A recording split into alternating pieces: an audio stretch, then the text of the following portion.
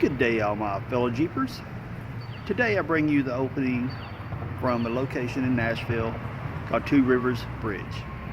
This is some of the artwork that Nashville does for many different places around Nashville. Really cool stuff. But today's video, the topic of today's video is relays. Yes, again, a little bit different. Before I showed you guys how to test a relay, what each post does, the ground side, hot side, accessory side, all that type of thing. This time we'll show you guys how to do ground side switching, which means I'm using the negative or the ground side of the relay to switch the circuit. Now yes, it's a little bit different because before there's that one terminal that does the switching, as I demonstrated before. That terminal that does the switching, the battery side switching or the hot post switching, that terminal and your battery terminal is going to become one. So curious? You gotta watch the video. I'll show you how it's done. So before we get on that video, hit the like button down below. Subscribe if you haven't, because I've got a lot of great videos coming up. Go ahead, subscribe if you haven't now. If you already have, thank you, really appreciate it. Let's get on with this. In looking at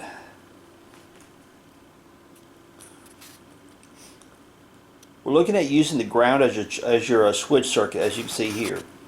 Now if you refer back to my past video where I did a very detailed explanation tutorial of how relays work, if you need a better understanding how relays work, you might want to go back and refer to that video, and I'll put a description below, put a link down below in the description and one of the pop-up cards that will link back to the video.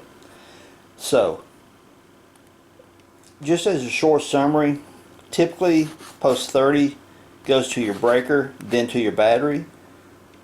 86 goes out into a switch, then to your fuse panel to provide voltage to turn on post 86, and 85 typically goes to ground. That's how most people wire up their relays. Then 87 here goes out to your accessory, lights, fans, whatever the case may be. Now in the case of doing a ground switch circuit, I kind of prefer these most of the time. In my power distribution center that I'm going to be building, this is how I'm going to wire it as the ground is turning on the relay. So typically what you end up doing a ground circuit, you go from 30 to 86, is just do a jumper across those two. Then you come off of that jumper, off one leg, which you'll see here, down here in my little circuit testing center here. You'll go to your breaker, then it goes to your battery, which provides voltage both 30 and 86 both. Then your switch is going to go to your ground. So what you're going to do is come off of post 85 there, go into your switch, then just ground the other side of the switch, so you don't have to go back to your fuse block to look for power. You just simply find you a good metal contact that completes the ground circuit for the relay, throw that switch right there. It closes the voltage between here, 86 and 85, that creates that magnetic coil which slams that armature shut, turns on post 87, sends power out to your lights, fan, accessory. So, in summary again real quick, 30, 86 gets tied together just as a loop, jumper, come off of 30 to your breaker, fuse, whatever the case may be, to your battery. This goes out to your accessory, lights, fans, whatever. This side right here goes to your switch, off the other side of the switch to the ground. Okay? Now, let's look at our circuit I've got set up down here. Okay, first let's do a little rundown as to what parts I'm using to create this or simulate this circuit. Simple 9-volt battery here. Got these little strips. I've got the positive lead on this side, negative lead of the battery on this side to simulate your positive, negative side of your battery. Little LED here, it's going to simulate our dome light, so to speak. Breaker, which is going to simulate coming off the hot side of the battery post, coming here, out of the breaker, going to our relay. Then this, that is a computer cooling fan for a processor. Well, I'll explain what that is here in a minute. What does that have to do with cars? Just hold on, you'll see. This is a pin switch. This particular pin switch came from, well, the part number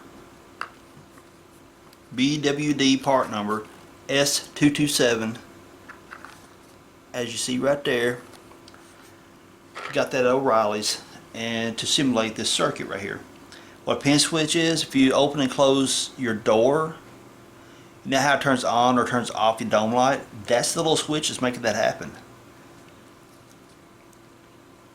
Before we get into the circuit explanation, let's zoom in here so I can show you guys real quick. It's hard to do that when it's zoomed in. If you look right here, this part right here is going to be threaded into your door jamb, okay? This is being held. This is where your wire's hooking into, obviously, okay? So, let me tilt the camera a little bit. I know I'm going to realign this. So what happens is, this finger right here is going to simulate closing the door. Right now, your door is open because this pin is outward, okay? Your door is open. This part is shut, therefore your dome light is turned on. Okay? So, you close the door, it pushes this pin inward. And people, this thing's got a stiff little spring in it. Now look right here, watch it. See how it separates right there? That is the part, your contact part of your switch. Right now the switch is open, therefore breaking the circuit, the ground circuit, and making your dome light go off. Open your door, closes that contact, therefore turning your dome light on. This is a ground circuit switch. Now there are other cars that uses a positive circuit for your dome lights, but at this point of this discussion on this relay topic, we're going for ground switching, okay? So again, you got the S10 door open, that's where the switch came from. Or you can also use it for hood pin switches. I've seen them used for that also. So that gets pushed in, opens up the circuit right there. See it, how it moves? That opens up, your dome light is turned off. Then the door opens, boom. This makes contact, therefore closing the circuit, dome light is on, okay? Alright, let's get on with the rest of the video now that I got that explained. Back up the zoom here a bit. This relay here, and I'm going to zoom in on it a little bit so you guys can see how I've got it wired. Now I mentioned a moment ago about jumping the post. You see right here I've got nothing but a loop, okay? That is connecting your 30 and 86 post. So again, you know, I'm not going to go into the whole explanation of this post does this, this post does that. You guys need to refer back to my other video about explaining how relays work to get a better detailed explanation of that. But basically, I've just made a jumper for 30 and 86 post. Then this wire here will be going to your battery. Okay? This wire here is going to our ground circuit, or that pin I just showed you a moment ago. This wire here, in this case, is going to be turning on our little simulated dome light here. So zoom back out and get on with the demonstration. Okay, put a little LED in view there. Make sure I got everything all out of whack. I just hit the camera. Alright. Right now, my little breaker thing right here, I've got it turned off. Because it's got a little reset switch right here. I've got it flipped outward.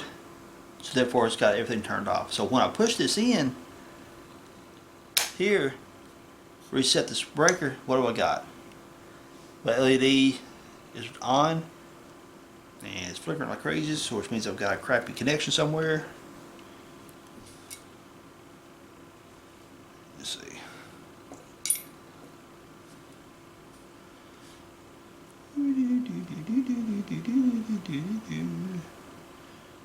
Apparently that's a bad connection. Oh well, heck, you get the understanding. Okay, right now, remember I told you a moment ago that the door, this is an S10 switch, and this is a door jamb switch that turns your interior light on and off. So the light's on right now, so which way is the door? Is it open or is it closed? Huh? Okay, your door, this dome light's on, which means your door is open. Or also your ground circuit here is closed. This is a ground circuit switch.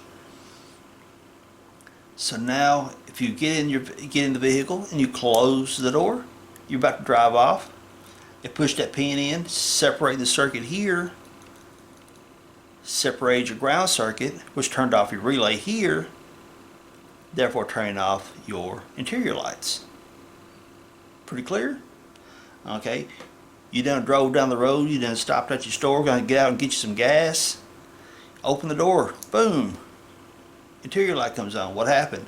You closed the ground circuit, which closed the circuit to your relay between poles 85 and 86, therefore activating the coil on the relay, which slams the armature shut, allowing voltage to pass from 30 to 87. We're not using 87A. This is an 87A relay, but we're not going to use the 87A post, just the 87. Again, if you guys have no idea what I'm talking about, go back to my other video and watch it. So again, this is what this ground switch, or if you got a under your hood light, you want to pop you're going to check the oil in your vehicle. Right now you got your hood closed. Why? Because this circuit's open, your ground circuit's open. And I'm pushing here, you see my thumb right here, I'm pushing on that pin, opening up the circuit here, which has got your under hood light turned off. Okay, now you raise your hood, boom, that turns on, because why? Huh? Why? Because this ground circuit comes from this side of your negative side of your post of your battery, completes through this, or it'll actually be on your frame technically, because it ties on right here, because this is screwed into a metal or a door jamb or whatever, comes around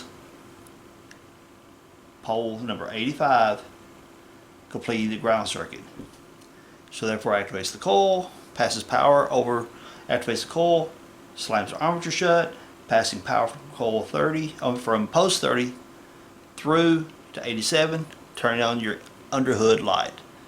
Alright, you checked your oil, you're good to go. Close the hood, boom, turns it off.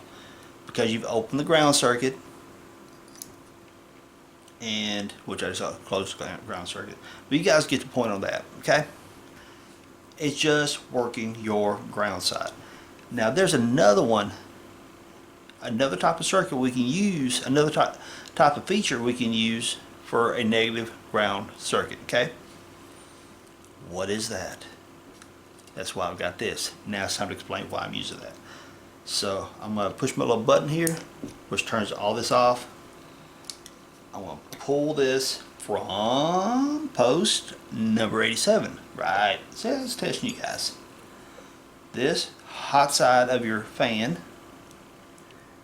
hint, hint, hint.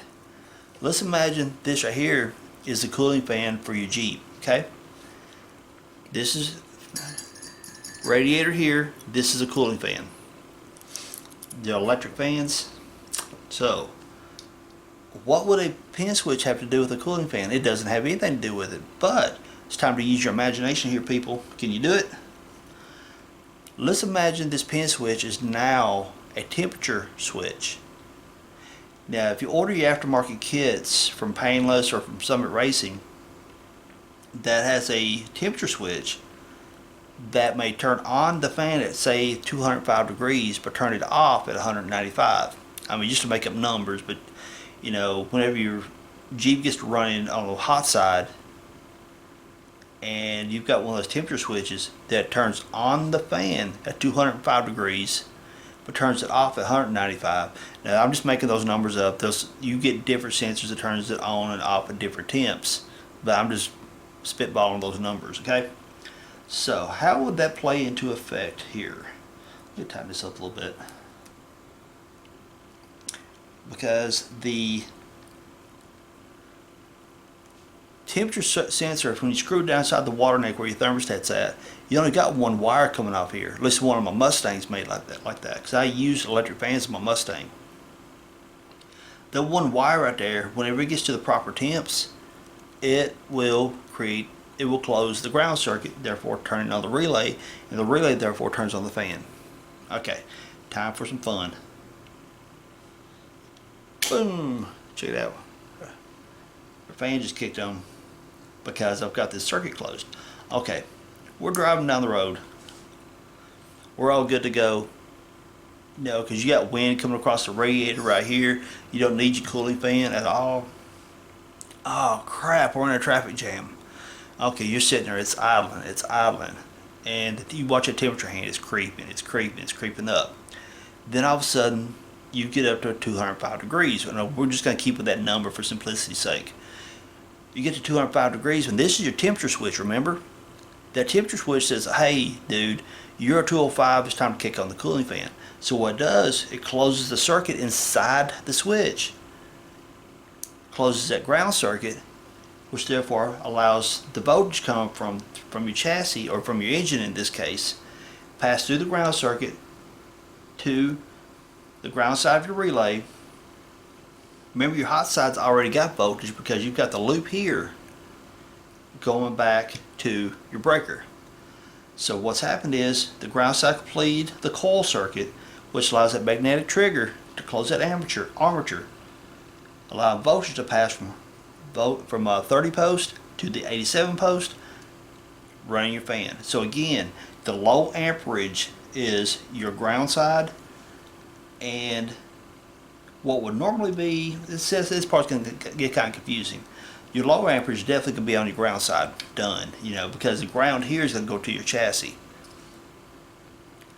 The higher amperage, the 85 and 30 post, or 86, the 85 and 86 posts, your ground and hots on the relays, can be interchangeable. I say can be, I didn't say they are, because that really depends on one relay to another. If it's got a diode built inside the relay, there is a particular hot and a particular cold, or a particular hot and positive, whatever.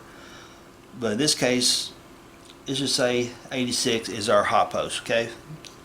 So it comes from here, hits 86, slams that coil shut, but you got hot post going here to 30, passes voltage out to 87, goes to your fan. I'm hoping I'm making it clear. So, okay.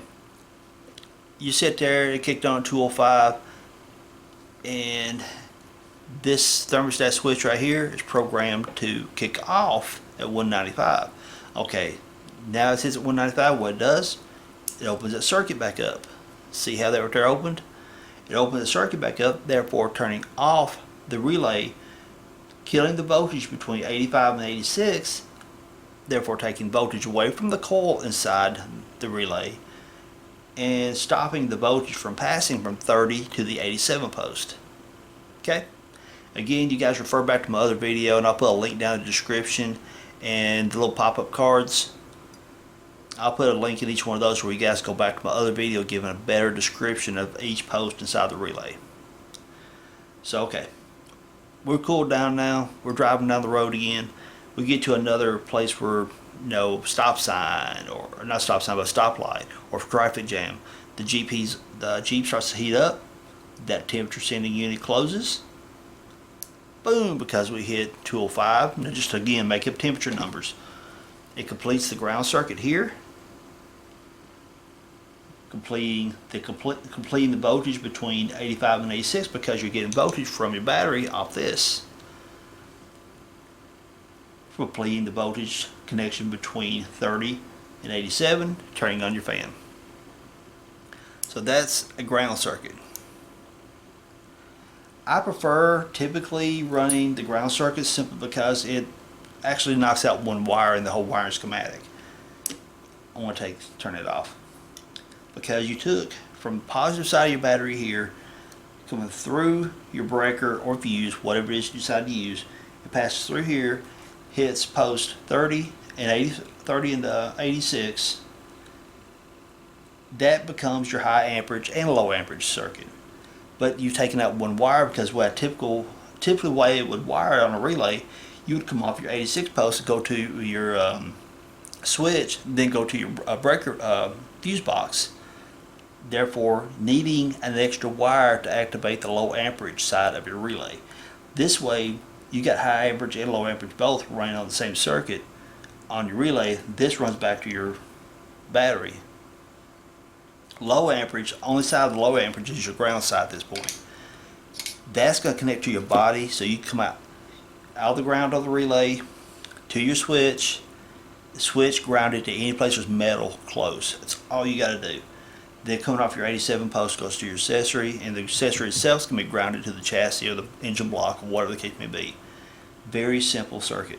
So you effectively take out the low amperage wire coming off your relay. Now when I wire up the power distribution center, that's how I'm going to wire it. I'm going to trigger it to run off the ground circuits. So I hope I didn't make it too confusing. I hope you got that clear. The reason I'm having a little bit slow time getting to the power distribution center is that I'm looking for a particular type of spade connector, like this female spade connector here. The way they are, and you'll see when I build the PDC, it's got a little tab on the back side here. The local auto parts stores right here don't have what I'm looking for, so I'm probably going to have to order them. And if that's not the case, I'll show you guys how to do a little solder jump. But so it may be a week or two before I get to the PDC. Alright, my Jeep and friends, what you guys think about that video?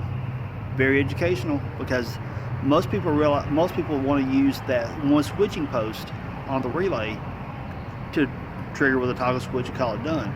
Now I showed you guys how to eliminate one wire off our relay to help one cut back on your wiring and a different way of switching the relay on and off, obviously.